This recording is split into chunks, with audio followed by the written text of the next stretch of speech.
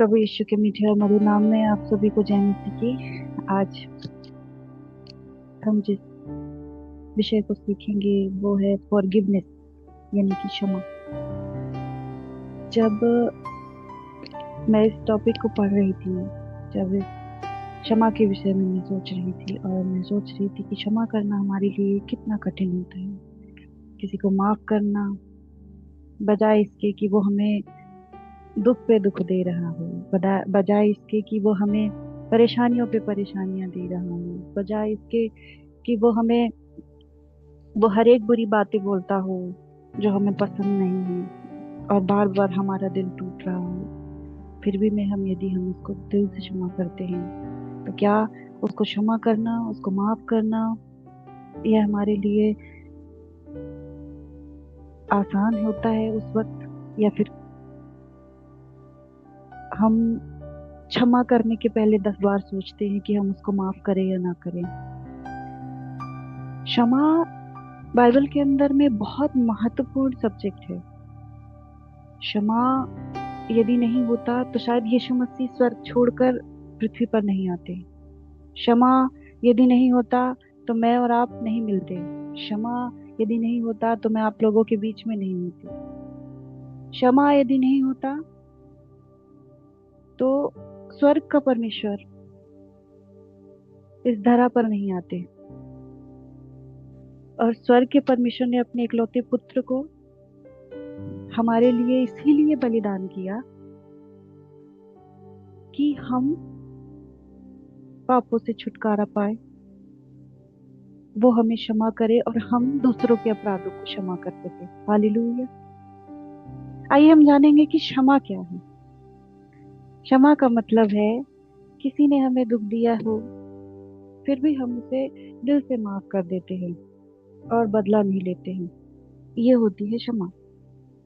Bible कहती है, कुलुस्सियों की किताब 3 का 13 यदि हम पढ़ेंगे तो उसमें किस प्रकार से बाइबल हमें क्षमा के विषय में सिखाती है। मेरे साथ पढ़ेंगे कुलुस्सियों की किताब 3 अध्याय उसका 13 पद।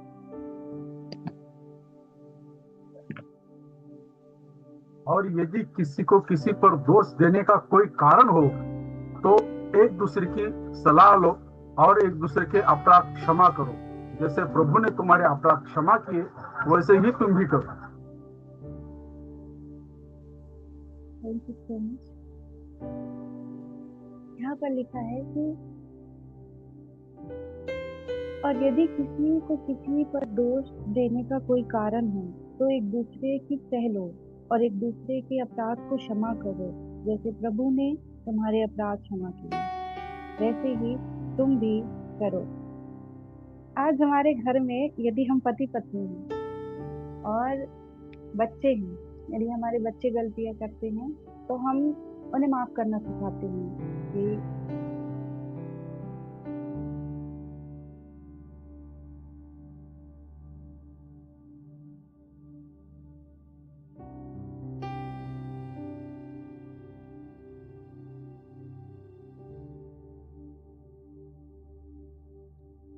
आवाज नहीं आ रही है, आपका माइक बंद हो गया।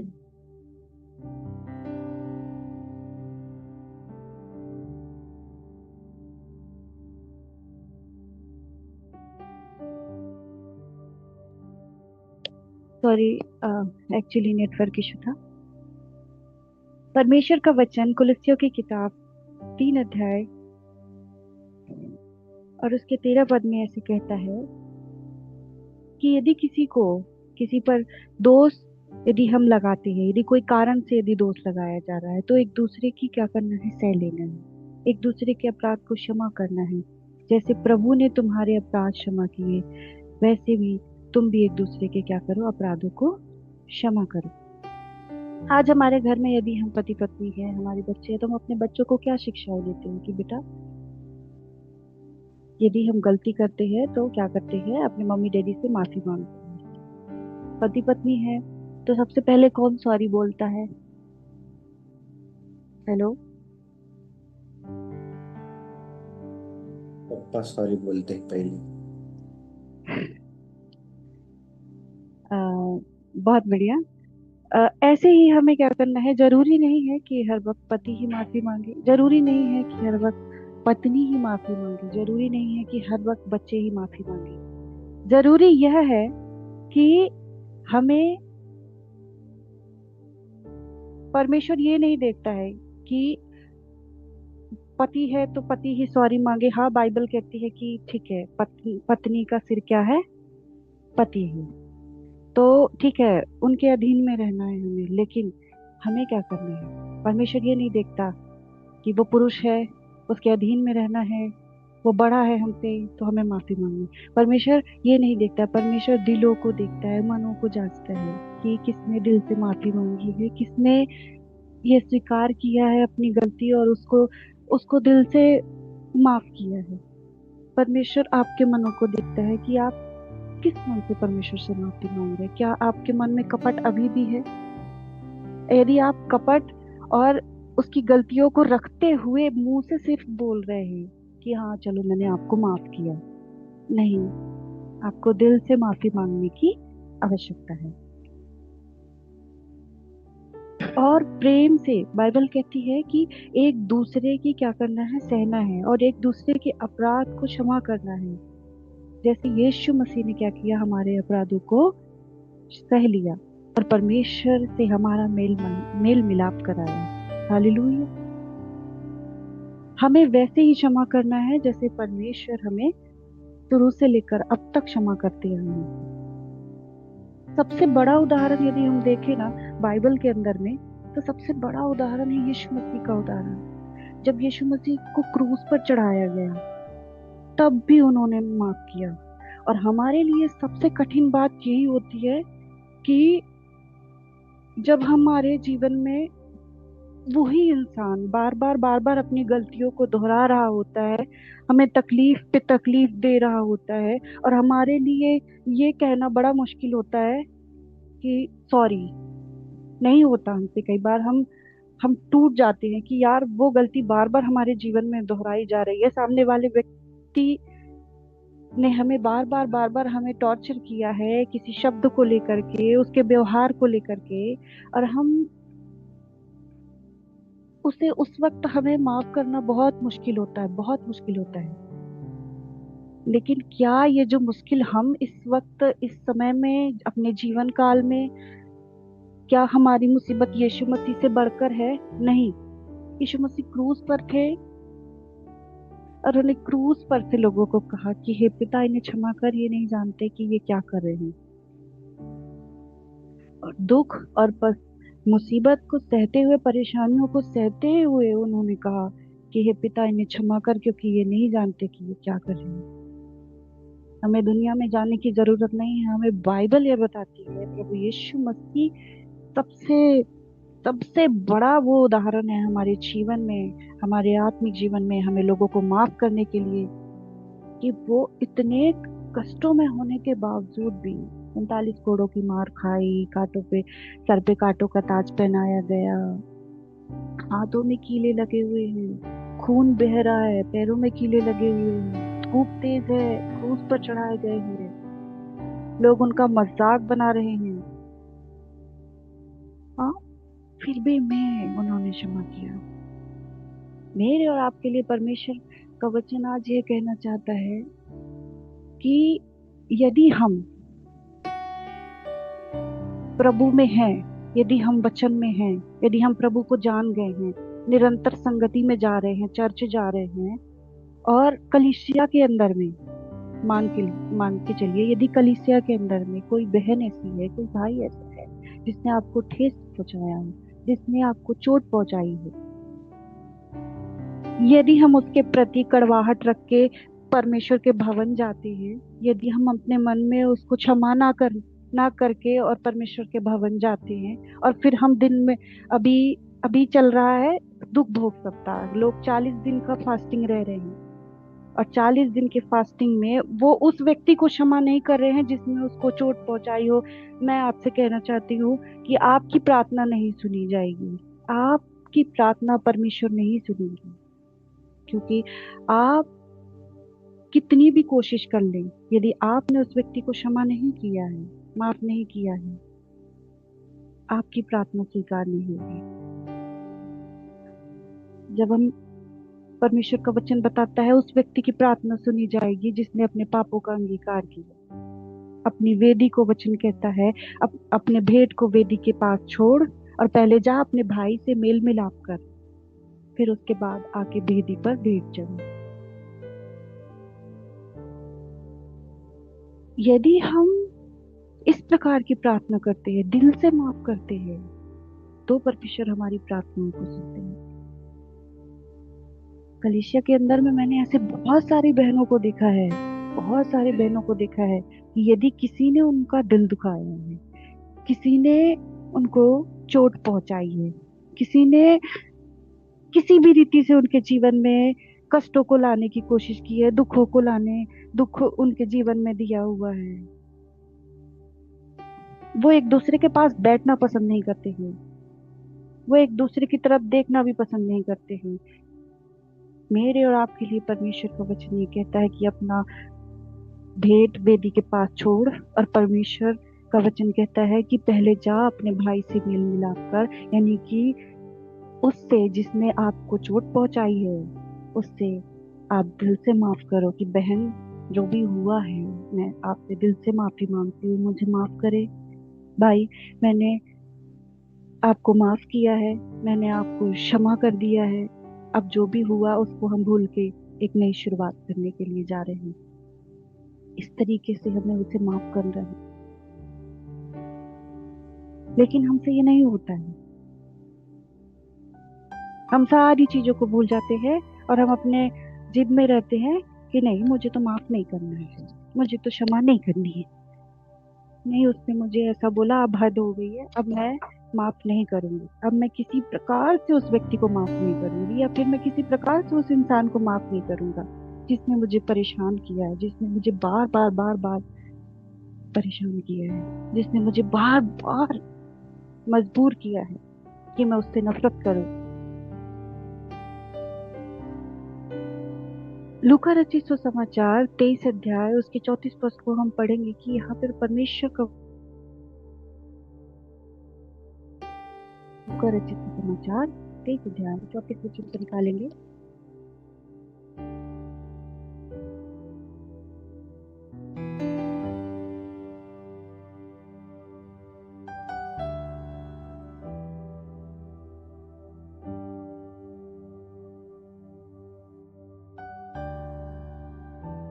रेफरेंस फिर से बताइए पुस्तक।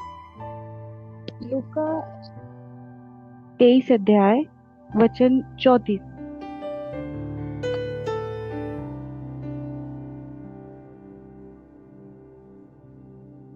तब यीशु ने कहा, हे पिता इन्हें क्षमा कर, क्योंकि ये जानते नहीं कि क्या कर रहे हैं। और उन्होंने चिट्ठियां डालकर उसके कपड़े बांट लिए। परमेश्वर का वचन यहाँ पर ये कहता है कि जब यीशु मसीह को क्रूस पर चढ़ाया गया तब उसने कहा कि हे पिता इन्हें क्षमा कर, क्योंकि ये नहीं जानते कि ये क्या कर रहे हैं। और उन्होंने चिट्ठियां डालकर उसके कपड़े बांट लिए। जैसा कि मैंने पहले भी कहा कि यीशु मसीह सबसे बड़ा उदाहरण है हमारे जीवन में। उसके जीवन से हम सीख सकते हैं कि किस रीति से उन्होंने क्षमा किया होगा। आज उसी हिम्मत को हमारे अंदर में परमेश्वर से मांगना है प्रार्थना के द्वारा कि प्रभु ऐसा मन दे मुझे, ऐसा बोझ दे मुझे, ताकि मैं उन लोगों को माफ करूं जिन्होंने मेरे साथ में बुरा किया, क्योंकि मैं आपसे कुछ भी नहीं करता के द्वारा परमेश्वर को हम जिन्हें हम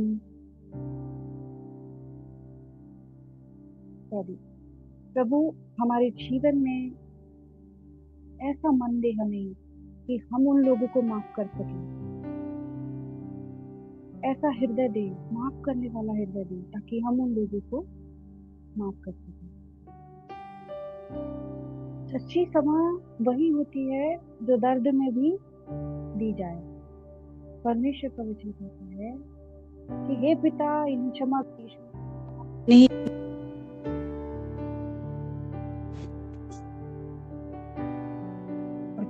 और सच्ची जो क्षमा होती है, यानी क्षमा की जो सच्चाई होती है वही होती है जो दर्द में भी रहकर, आप परेशानी में भी रहकर लोगों को क्या करते हैं, माफ करते हैं, क्षमा करते हैं, जैसा इसमें यीशु मसीह ने किया। दूसरी बात को हम देखेंगे कि क्षमा हमें कितनी बार करनी है। पतरस ने यीशु मसीह से पूछा कि प्रभु क्या मैं 7 बार क्षमा करूं?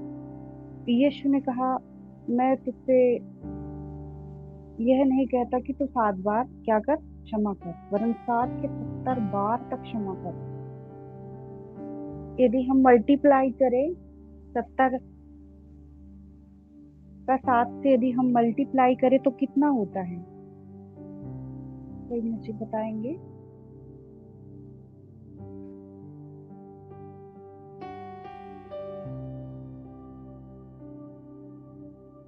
हेलो,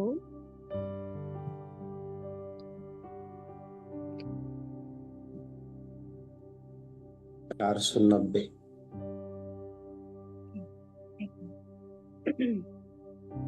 यीशु ने कहा कि मैं तुझसे यह नहीं कहता कि 7 बार माफ कर, परंतु 7 बार क्या कर, 70 के 7 बार तक माफ कर। यदि दिन में, यदि किसी व्यक्ति ने एक दिन में हमारे लिए, हमारे साथ में यदि 1 बार गलती की हो, 2 बार गलती की हो, 3 बार गलती की हो, 4 बार गलती की हो, 10 बार गलती की हो,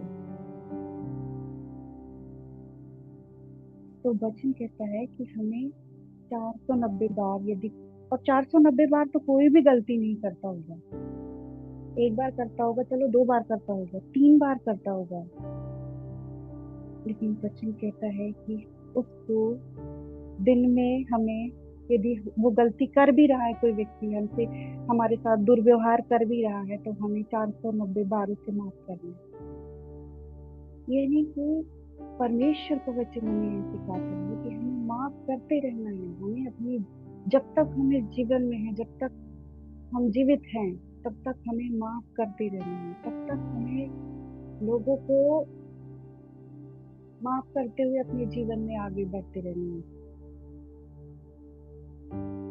क्षमा की कोई सीमा नहीं होनी चाहिए, है ना? कई बार हम झुंझला उठते हैं, और अक्सर मैं भी कई बार ऐसा ही करती हूँ। मैं अपनी माँ से कई बार कहती हूँ कि मम्मी यही यही चीज बार बार लाइफ में कोई हमारे साथ कर रहा है, हम कब तक माफ करेंगे उसको, कब तक उसको क्षमा करेंगे, कब तक हम ऐसे ही करते रहेंगे? उसी प्रकार पतरस के मन में भी यह सवाल आया कि यीशु मसीह कब तक मैं माफ करूं, कब तक उसे मैं क्षमा करूं? 7 बार क्षमा करूं? नहीं, यीशु मसीह ने कहा 70 के 7 बार माफ कर। 70 से मतलब कि 70 का जब हम गुणा करते हैं तो परमेश्वर का वचन बताता है कि 490 बार हमें उसे माफ करना है। यदि एक दिन में कोई व्यक्ति गलती करता है तो उसे हमें माफ करने की जो शक्ति है, बाइबल हमें बताती है कि उसे 490 बार हमें माफ करना है। गलतियां होती रहेंगी लोगों से, हमें माफ करते रहना है, हमें उसे क्षमा करते रहना है। मत्ती रचित सुसमाचार 18 उसका 21 से लेके हम 22 तक पढ़ेंगे। परमेश्वर का वचन यहाँ पे क्या कहता है?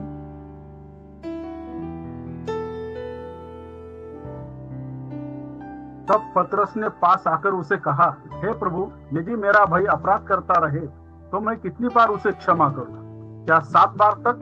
यीशु ने उसे कहा, मैं तुझसे ये नहीं कहता कि 7 बार तक, वरन 7 बार के 70 गुने तक। यीशु ने हमें आज्ञा दी है कि हमें उन लोगों को जो हमारे भाई हैं अपने, जिन्होंने अपराध किया है, जिन्होंने पाप किया है, उन्हें हमें माफ करना है, और माफ करते हुए अपने जीवन में आगे बढ़ना है। ध्यान रखें कि माफ करने की कोई भी सीमा नहीं होती है। हम प्रभु में आने के पहले, हम सारे अन्य जाति से प्रभु में आए हैं। हम जब, हमारा जीवन जब संसार में था, हमने कई पाप किए होंगे, हमने कई अधर्म किए होंगे, हमने कई बार अपने मुंह से अपशब्द निकाले होंगे, हमने कई बार लोगों का दिल दुखाया होगा, लेकिन परमेश्वर हमें माफ करते हैं और हमें यीशु मसीह के जैसा बनने के लिए कहते हैं। यीशु मसीह जैसा आपका स्वभाव था, हमें भी वैसा ही बनने की क्या है, आवश्यकता है। इसलिए माफ करने की कोई भी सीमा नहीं होनी चाहिए। लोग गलतियां करें, अपराध करें, आप माफ करो। तीसरी बात हम देखेंगे कि माफ करना क्यों जरूरी है। मेरे साथ निकालेंगे मत्ती रचित सुसमाचार 6 अध्याय 14 से लेके 15 तक।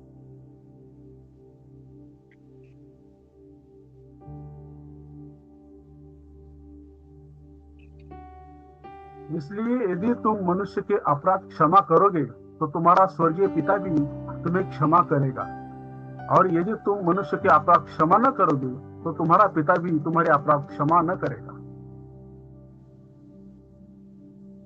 अगर हम दूसरों के अपराधों को माफ नहीं करेंगे तो हमें कैसे हम एक्सपेक्ट करते हैं परमेश्वर से कि प्रभु हमें माफ कर सकते हैं? कैसे हम परमेश्वर से, किस जुबान से हम प्रार्थना करें कि प्रभु हमें माफ कर, प्रभु हमें क्षमा कर, प्रभु हमें, हमने जो पाप किया उसको तू माफ कर।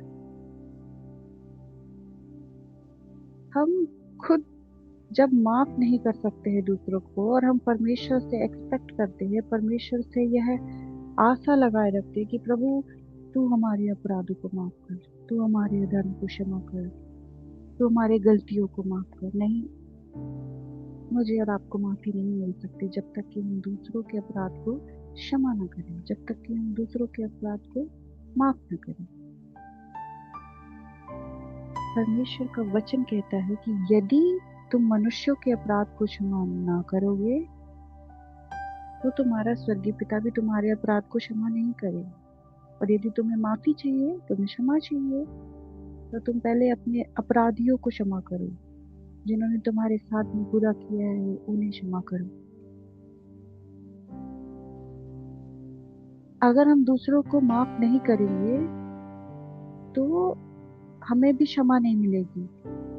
और क्षमा जब हम दूसरों को कर देते हैं तो हम देखेंगे कि हमें, हमारे मन में एक बड़ी शांति, एक अद्भुत शांति हमें मिलती है जब हम माफ कर देते हैं दूसरों को, जब हम क्षमा कर देते हैं जिन्होंने हमारे साथ में बुरा किया हो।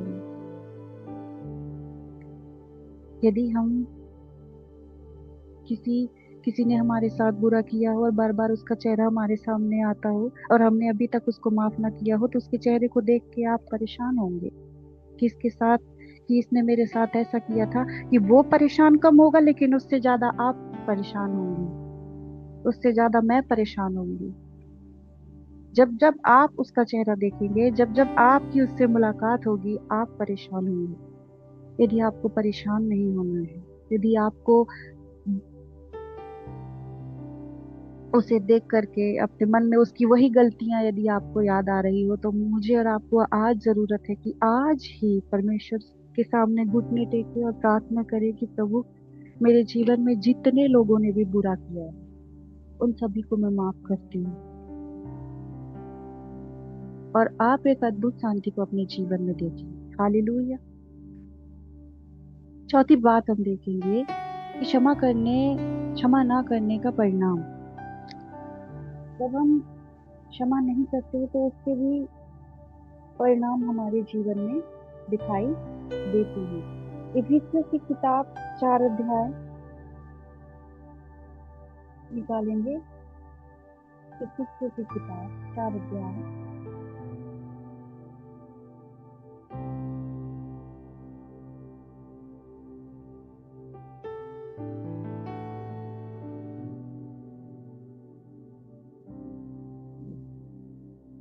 इफिसियों की किताब 4 अध्याय और उसका हम 31 वचन को देखेंगे कि जब हम क्षमा नहीं करते हैं लोगों के तो उसके दुष्परिणाम भी हमारे जीवन में हमें देखने को मिलते हैं।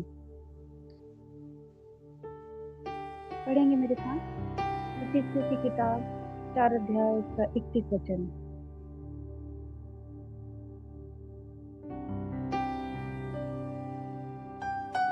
इफिसियों की किताब 4:21 जी 31।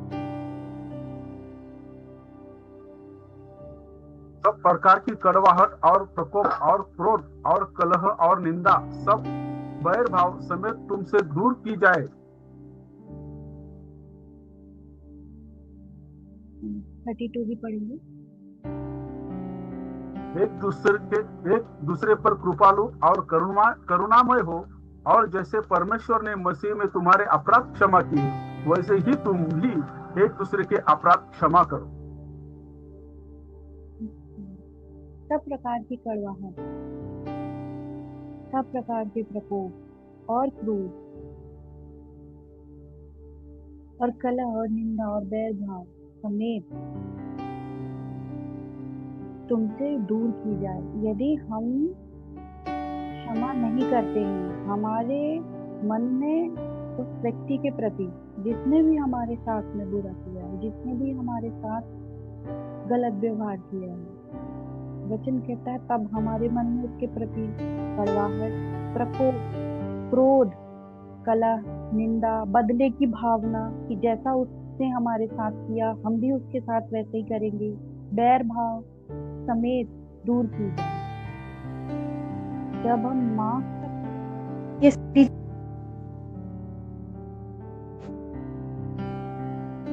ये सारी चीजें हमारे जीवन से क्या होती है, दूर रहती है। लेकिन जब हम माफ नहीं करते हैं ये उसके दुष्परिणाम होते हैं हमारे जीवन में। जब हम माफ नहीं करते हैं तो हमारे जीवन में प्रकोप आता है, कड़वाहट आती है एक दूसरे के प्रति, क्रोध से हम भरे रहते हैं, कलह करते हैं, लड़ाई झगड़ा करते हैं, उससे निंदा करते हैं कि अरे उसने मेरे साथ ऐसा किया, तो हम दूसरों के सामने जाकर के दूसरों के पास जाकर के हम उसकी बुराई करते हैं और निंदा करते हैं, और सब प्रकार के बैर भाव से हम क्या करते हैं, भर जाते हैं। ये होते हैं क्षमा ना करने के परिणाम। यदि हमारे जीवन में हम इन सारी चीजों को यदि हमें नहीं लाना है, कड़वाहट को से हमें दूर रहना है, एक दूसरे के प्रति कृपालु बनना है, तो हमें क्षमा करना है। कड़वाहट हमारे दिल को खराब करती है और हमें क्या करती है, हमारे मन को, हमारे मानसिकता को क्या करती है, खराब करती है। इसलिए यदि अपनी मानसिकता को खराब नहीं होने देना है, प्रभु में बढ़ना है, मसीह में बने रहना है, प्रभु के प्रेम में बढ़ते रहना है, उसके वचन की संगति में हमें बढ़ते रहना है, तो जीवन में बहुत सारे ऐसे उतार चढ़ाव आएंगे। हमें कृपालु बनना है, करुणा में बनना है। तो जैसे परमेश्वर का वचन कहता है कि जैसे परमेश्वर ने मसीह में तुम्हारे अपराध क्षमा किए, वैसे ही तुम भी एक दूसरे के अपराध को क्या करो, क्षमा करो।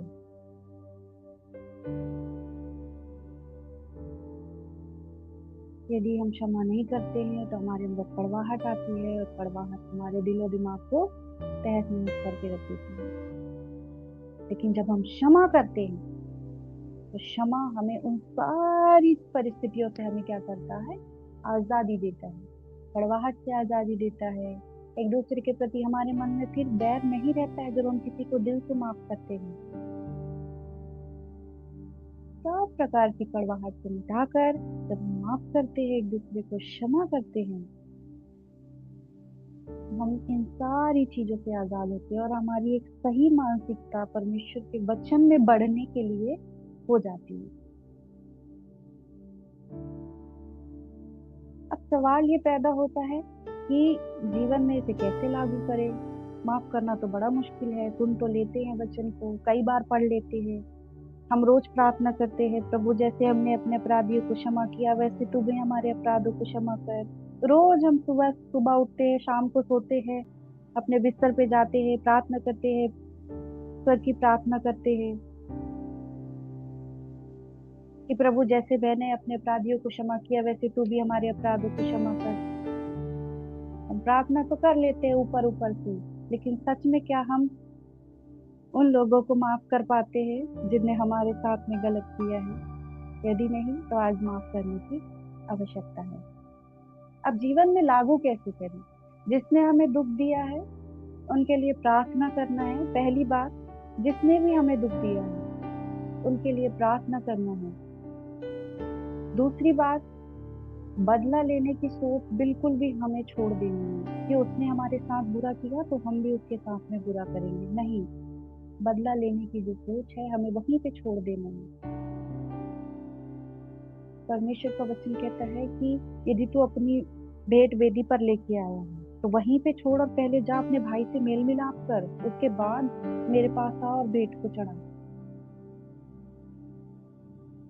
बदला लेने की सोच हमें छोड़ देनी है। यदि हम मसीह में और एक मसीह जीवन को जीना चाहते हैं तो हमें बदला लेने की सोच को आज ही खत्म करने की आवश्यकता है। तीसरी बात, हमें दिल से माफ करने का निर्णय लेना है कि अब से हमारे जीवन में यदि कोई भी परेशानी होगी, कोई भी हमारे साथ कुछ भी करता है, गलत करता है, हमें उससे दिल से माफ करना है। और इसके परिणाम आप अपने जीवन में देखेंगे कि क्षमा करने से परमेश्वर कितना खुश होते हैं हमसे। इसके परिणाम आप देखेंगे। आपकी प्रार्थनाएं जो रुकी हुई हैं अभी तक, परमेश्वर आपकी प्रार्थनाओं को सुनेंगे। किसी के प्रति यदि कड़वाहट है, उसे आज ही हमें मिटाने की आवश्यकता है। हाँ, मानती हूँ क्षमा करना आसान नहीं है इतना, लेकिन यह परमेश्वर की इच्छा है। मनुष्य की इच्छा तो कभी नहीं होती है माफ करने की लोगों को। वो अपने मन में रखे रहते हैं बातों को और कभी माफ नहीं करते हैं। मुंह से बोल देते ठीक है सॉरी, लेकिन कभी माफ नहीं करते हैं। लेकिन यह परमेश्वर की इच्छा है। यदि हम प्रभु यीशु मसीह में हैं, प्रभु यीशु मसीह को जानते हैं, वचन पढ़ते हैं, निरंतर संगति में हैं, तो हमें यह जानने की आवश्यकता है कि क्षमा करना हमारे लिए ये हमारी इच्छा नहीं है, ये परमेश्वर की इच्छा है। जब आदम और हव्वा ने पाप किया तो एक दूसरे पे दोष लगाने लगे। आदम ने कहा कि जिस स्त्री को तूने मेरे लिए बनाया था उसने मुझे फल खिलाया। हव्वा ने कहा कि जिस सांप ने मुझे बहका दिया। किसी ने अपनी गलती को स्वीकारा नहीं, किसी ने परमेश्वर से माफी नहीं मांगी, एक दूसरे के ऊपर दोष लगाने लगे। परमेश्वर ने विचार किया कि मनुष्य जाति का उद्धार कैसे होगा। परमेश्वर की यह इच्छा थी कि उसने अपने इकलौते पुत्र प्रभु यीशु मसीह को हमारे लिए बलिदान करे। मनुष्य तो कभी माफी मांगेगा ही नहीं, मनुष्य तो कभी झुकेगा ही नहीं, झुकना ही नहीं चाहता। लेकिन परमेश्वर की यह इच्छा है मेरे और आपके लिए कि हम उन लोगों को माफ करें जिनको अभी तक माफ नहीं किया है। उस व्यक्ति को, उस परिस्थिति को, जिस परिस्थिति में आपके साथ जिस भी व्यक्ति ने गलत किया हो, उसको परमेश्वर की इच्छा पे छोड़े और उसे माफ करें। और जब हम क्षमा करते हैं तो यीशु मसीह के जैसे हम बनते चले जाते हैं।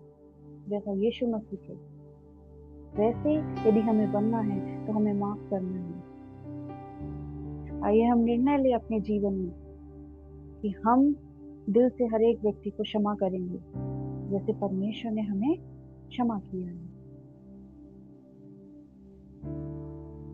परमेश्वर इस वचन के पढ़े और सुने जाने पर मुझे और आपको आशीष दे। आशा करती हूँ कि आप इस वचन से आशीषित हुए होंगे। Praise the Lord. जय मसीह की।